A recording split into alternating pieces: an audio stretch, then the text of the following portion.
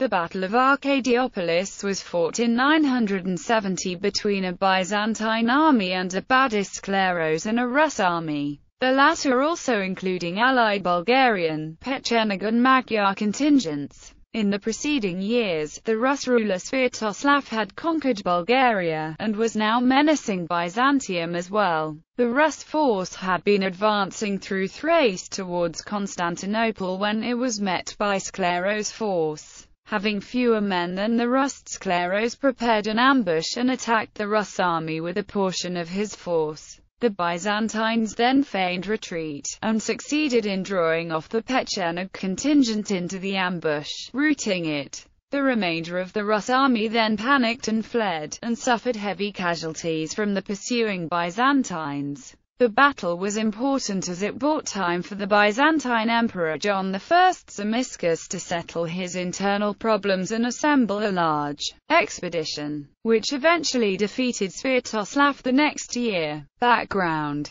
in 965 or 966, a Bulgarian embassy visited the Byzantine Emperor Nicephorus II Phocas at Constantinople to receive the annual tribute that had been agreed by the two powers as the price of peace in 927. Phocas, flush and self-confident from a series of victories against the Arabs in the east that had led to the recovery of Crete, Cyprus and Cilicia, refused to comply, and even had the envoys beat up. He followed this up with a show of military strength by sending a small force to raise a number of Bulgarian border posts in Thrace. It was a clear declaration of war, but Nicephorus' forces were largely preoccupied in the east. Thus the emperor turned to the traditional Byzantine expedient of turning one of the peoples living further north, in modern-day Ukraine, against Bulgaria. He sent an ambassador, the Patrikios Kalakaros, to Sviatoslav,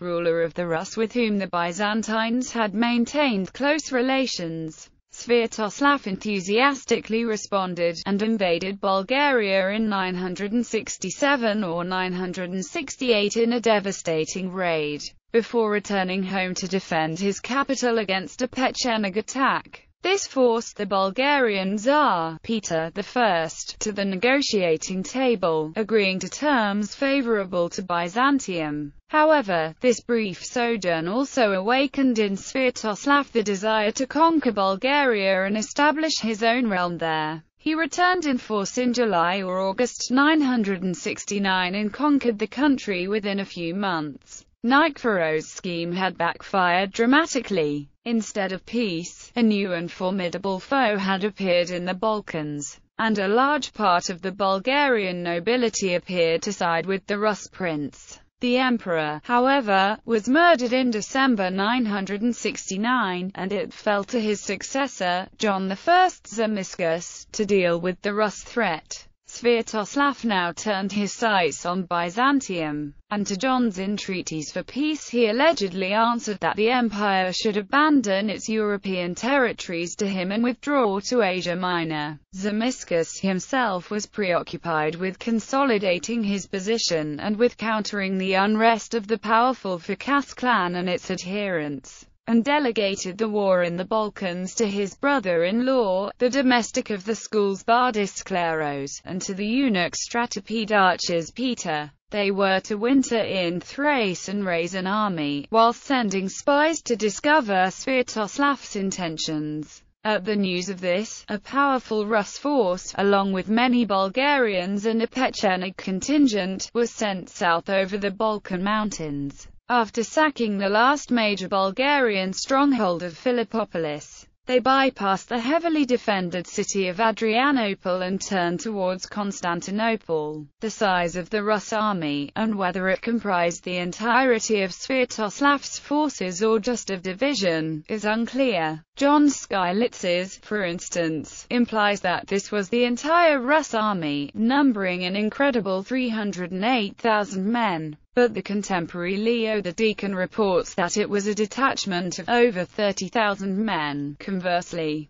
the Russian Primary Chronicle gives the entire Rus army under Sviatoslav at some 30,000, whilst numbering the Rus at Arcadiopolis at only 10,000. faced with 100,000 Byzantines. It is clear, however, that the Byzantines were considerably outnumbered, and that the Rus' force at Arcadiopolis included significant numbers of Bulgarians, as well as allied contingents of Pechenegs and Turks. The battle. Skleros then quickly assembled a force of 10 to 12,000 men and set out to meet the Rus. The two armies met near Arcadiopolis, some 80 kilometers west of Constantinople. The two primary accounts on the Byzantine side differ on the preliminaries of the battle. Leo the Deacon reports that Skleros sent a scouting detachment ahead under the Patriarchos John Alexisius, and then gave battle after only a day. But the later Chronicle of Skylitzes reports that for a few days, Skleros with his men remained within the walls of Arcadiopolis as the Rus encamped nearby, and refused to come out and meet him in battle despite their repeated challenges for him to do so. According to Skylitzes, the Rus quickly became convinced that the imperial army was too afraid to face them. Consequently, they roamed about the countryside plundering, neglected their camp defenses and spent their nights in heedless revelry. At any rate, Skleros eventually set out and divided his forces into three groups. Two divisions were placed in ambush on the wooded sides of the road leading towards the Rus camp, while another, probably some 2,000–3,000 men, was placed under himself and went forth to attack the Rus host. The Byzantine detachment quickly came into contact with the Rus army, and charged the Pecheneg contingent.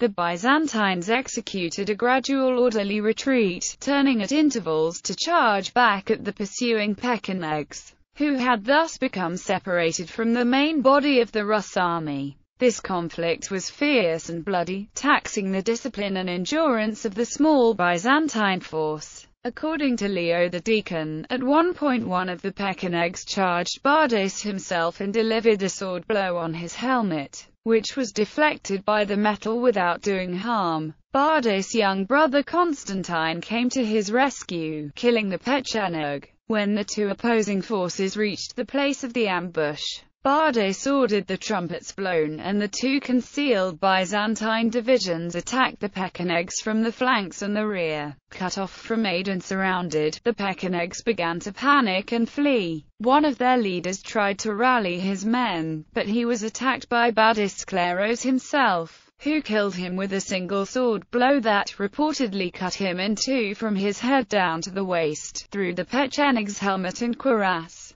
The loss of the Pecheneg commander turned the battle into a complete rout, and panic spread to the Bulgarian contingent following behind the Pechenegs, which also suffered heavy casualties in the general chaos. The Byzantine casualties in the battle were low, although they lost many horses to the Pecheneg arrows, while the losses of the Rus force, although certainly lower than their Leo's claimed 20,000, were still significant, probably running into several thousands. Aftermath. The Byzantines were unable to exploit this victory or pursue the remnants of the Rus army, since Bardas Phocas rose in revolt in Asia Minor. Bardas Skleros and his men were consequently withdrawn to Asia Minor, whilst Sviatoslav restricted his forces to the north of the Balkan Mountains. In the spring of the next year, however, with Phocas' rebellion subdued, Zomiscus himself, at the head of his army, advanced north into Bulgaria. The Byzantines took the Bulgarian capital Preslav, capturing the Bulgarian Tsar Boris II, and confined the Rus in the fortress of Dorostolin. After a 3-month siege and a series of pitched battles before the city walls, Sviatoslav conceded defeat and abandoned Bulgaria.